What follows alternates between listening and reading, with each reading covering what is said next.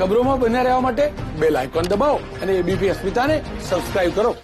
પેટા ચૂંટણી પહેલા જ મોરબી કોંગ્રેસમાં આવ્યો છે જોરદાર ભૂકંપ. મોરબી જિલ્લા પંચાયતના પ્રમુખ કિશોર ચીખલિયા ભાજપમાં જોડાયા. કિશોર ચીખલિયાએ હાર્દિક પટેલ અને લલિત કગથરા પર આર્થિક વ્યવહાર કર્યાનો ગંભીર આરોપ લગાવ્યો છે. કોંગ્રેસમાં રૂપિયાથી ટિકિટનો વહીવટ થતો હોવાનો પણ કિશોર ચીખલિયાએ સનસનીખેજ આરોપ લગાવ્યો. કોંગ્રેસના આગેવાન અને આ પેટા ચૂંટણી મોરબીની યોજાઈ રહી છે એના કોંગ્રેસના પ્રબળ દાવેદાર હતા કિશોર ચીખલિયા, જે કોંગ્રેસનો કેસ ઉતાર્યો છે અને ભારતીય જનતા પાર્ટીનો કેસ હવે તેમના ગળામાં છે. ભારતીય જનતા પાર્ટીમાં જોડાયા છે. કિશોરભાઈ, ટિકિટ ન મળે તો ભારતીય જનતા પાર્ટીમાં જોડાઈ જવું પહેલેથી નક્કી હતું કે ટિકિટ ના મળી અને ભારતીય જનતા પાર્ટીએ સંપર્ક કર્યો?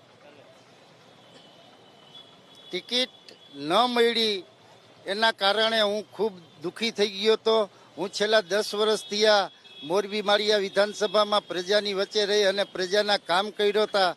ત્યારે મારી સાથે જે અન્યાય થયો છે એ અન્યાય હું સહન ન કરી શક્યો અને કોંગ્રેસની વિચારધારા છોડી અને ભાજપની વિચારધારા સાથે હું જોડાયેલો છું. આવનારા દિવસોમાં મોરબી જિલ્લાની અંદર જે કંઈ સારા વિકાસના કામો થશે એ વિકાસના કામોમાં અમે સહભાગી થશું. જે તમે અન્યાય થયો એની વાત કરો છો, શું અન્યાય થયો કોંગ્રેસની અંદર? તમને જિલ્લા પંચાયતના પ્રમુખ પણ તમને બનાવ્યા હતા. જિલ્લા પંચાયતના પ્રમુખ બનાવ્યા હતા એ મારા કાંડાના જોરે બહુમતી સભ્યો સાથે મેં જિલ્લા પંચાયતનો પ્રમુખ બન્યો હોઉં.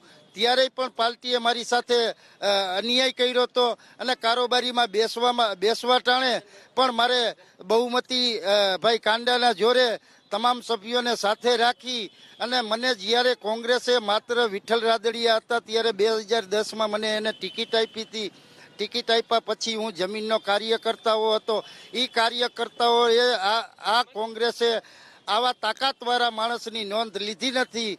એટલે હું કોંગ્રેસ છોડીને ભાજપમાં. 17માં પણ તમે ટિકિટ, કિશોરભાઈ એક મિનિટ કિશોરભાઈ, 2017માં પણ તમે ટિકિટ માંગી હતી. કિશોરભાઈ, 2017માં કેમ ટિકિટ નથી મળી?